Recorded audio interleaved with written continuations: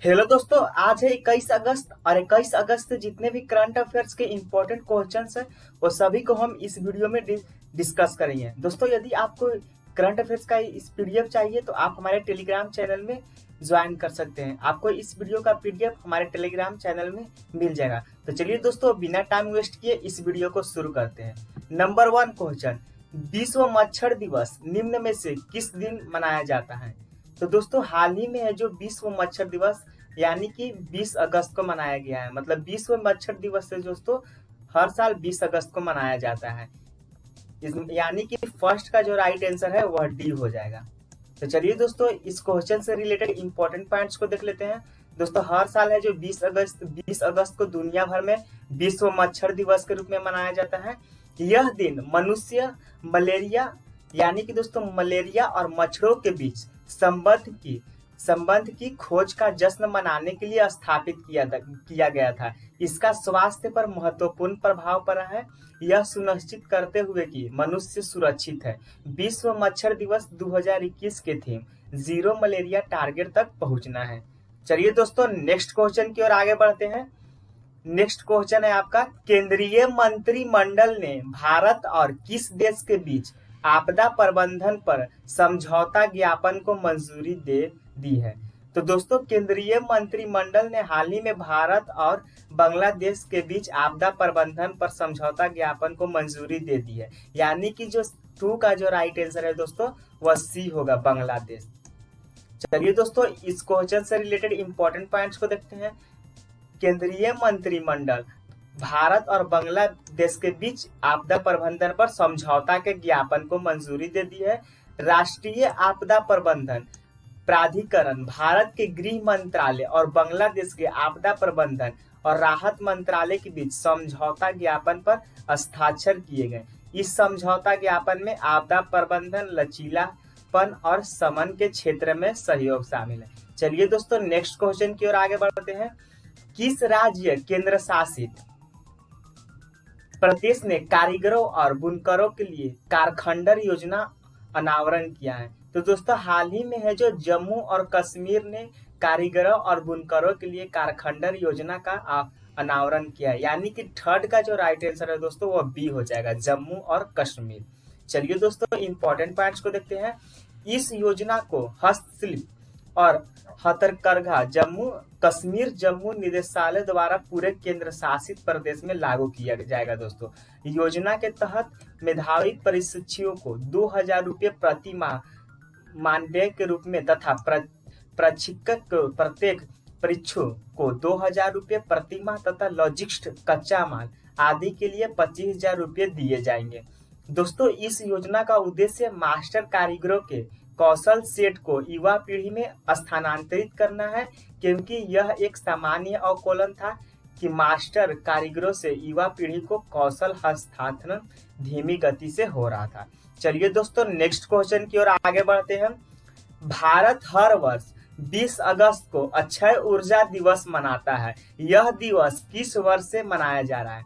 तो दोस्तों, भारत है जो 20 अगस्त को हर साल अक्षय ऊर्जा दिवस मनाता है। तो दोस्तों, यह दिवस है जो 2004 से शुरू हुआ था। यानी कि 4 का जो राइट आंसर है वह सी हो जाएगा। चलिए दोस्तों, इंपॉर्टेंट पॉइंट्स को देखते हैं इस क्वेश्चन से रिलेटेड। यह दिन है जो ऊर्जा के नवीकरणीय संसाधनों के महत्व के बारे में जागरूकता पैदा करता है और दिवंगत प्रधानमंत्री राजीव गांधी की जयंती के अवसर पर मनाया जाता है। इसका उद्देश्य लोगों को ऊर्जा के प्राकृतिक स्रोतों जैसे पनबिजली, सौर ऊर्जा, पवन ऊर्जा और बायोगैस के रूप में जागरूक करना है। चलिए दोस्तों, नेक्स्ट क्वेश्चन की ओर आगे बढ़ते हैं। हाल ही में किस देश ने संयुक्त राष्ट्र के सहयोग से दुनिया भर में काम कर रहे शांति सैनिकों की सुरक्षा सुनिश्चित करने के लिए एक प्रौद्योगिकी मंच शुरू किया है? तो दोस्तों, हाल ही में है जो भारत देश ने संयुक्त राष्ट्र के सहयोग से दुनिया भर में काम कर रहे शांति सैनिकों की सुरक्षा सुनिश्चित करने के लिए एक प्रौद्योगिकी मंच शुरू किया। यानी कि 5 का जो राइट आंसर है वह बी हो जाएगा। दोस्तों, चलिए दोस्तों, इंपॉर्टेंट पॉइंट्स को देखते हैं। हाल ही में भारत है जो संयुक्त राष्ट्र के सहयोग से दुनिया भर में काम कर रहे शांति सैनिकों की सुरक्षा सुनिश्चित करने के लिए एक प्रौद्योगिकी मंच शुरू किया है।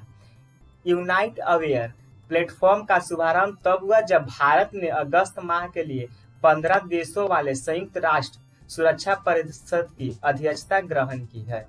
इस परियोजना का उद्देश्य विषम खतरों का पता लगाने हेतु आधुनिक निगरानी प्रौद्योगिकी के प्रभाव को प्रदर्शित करना है दोस्तों। चलिए दोस्तों नेक्स्ट क्वेश्चन की ओर आगे बढ़ते हैं। टीसीएस कंपनी 17 अगस्त 2021 को कितने लाख रुपए के बाजार मूल्य को पार करने वाली दूसरे भारतीय कंपनी बन गई? तो दोस्तों टीसीएस कंपनी है ना, जो कंपनी है जो हाल ही में 17 अगस्त 2021 को 13 लाख करोड़ रुपये के बाजार मूल्य को पार करने वाली दूसरे भारतीय कंपनी बन गए। यानी कि 6 का जो राइट आंसर है दोस्तों वह सी हो जाएगा, 13 लाख करोड़ रुपये। चलिए दोस्तों इंपॉर्टेंट पॉइंट्स को देखते हैं। दोस्तों ऐसा करने वाली टीसीएस रिलायंस के बाद भारत की दूसरी कंपनी बन गई है। टीसीएस है जो दोस्तों रिलायंस के बाद दूसरी कंपनी बन गई है। टीसीएस के शेयर 2.32% की बढ़त के साथ 3,552.4 रुपये पर बंद हुए। कारोबार के अंत तक टीसीएस का बाजार पूंजीकरण 13.14 लाख करोड़ रुपये था। रिलायंस इंडस्ट्रीज का मूल्य वर्तमान में 13.7 लाख करोड़ रुपये है दोस्तों। चलिए दोस्तों नेक्स्ट क्वेश्चन की ओर आगे बढ़ते हैं। सूचना एवं प्रसारण मंत्रालय के नए सचिव के रूप में किसे नियुक्त किया गया है? तो दोस्तों सूचना एवं प्रसारण मंत्रालय के रूप में नए सचिव के रूप में अपूर्व चंद्र को नियुक्त किया गया। यानी कि 7 का जो राइट आंसर है वह बी हो जाएगा। चलिए दोस्तों इंपॉर्टेंट पॉइंट्स को देखते हैं। भारतीय प्रशासनिक सेवा के वरिष्ठ अधिकारी अपूर्ण चंद्र को सूचना एवं प्रसारण मंत्रालय का सचिव नियुक्त किया गया है। दोस्तों महाराष्ट्र कैडर के 1988 बैच के अधिकारी चंद्र फिलहाल श्रम और रोजगार मंत्रालय के सचिव हैं। कार्मिक मंत्रालय के आदेशानुसार मंत्रिमंडल की नियुक्ति समिति ने सूचना एवं प्रसारण मंत्रालय के सचिव के रूप में चंद्र की नियुक्ति को मंजूरी दे दी है। चलिए दोस्तों नेक्स्ट क्वेश्चन की ओर आगे बढ़ते हैं। किसको आर्थिक विकास संस्थान सोसाइटी के अध्यक्ष के रूप में चुना गया है? तो दोस्तों हाल ही में जो एनके सिंह को आर्थिक विकास संस्थान सोसाइटी के अध्यक्ष के रूप में चुना गया है। यानी कि 8 का जो राइट आंसर है वह बी हो जाएगा, एनके सिंह। चलिए दोस्तों इंपॉर्टेंट पॉइंट्स को देखते हैं। वह पहले 15वें वित्त आयोग के अध्यक्ष थे। कौन थे दोस्तों? वो 15वें वित्त आयोग के अध्यक्ष थे। उन्होंने देश के पूर्व प्रधानमंत्री डॉक्टर मनमोहन सिंह का स्थान लिया है।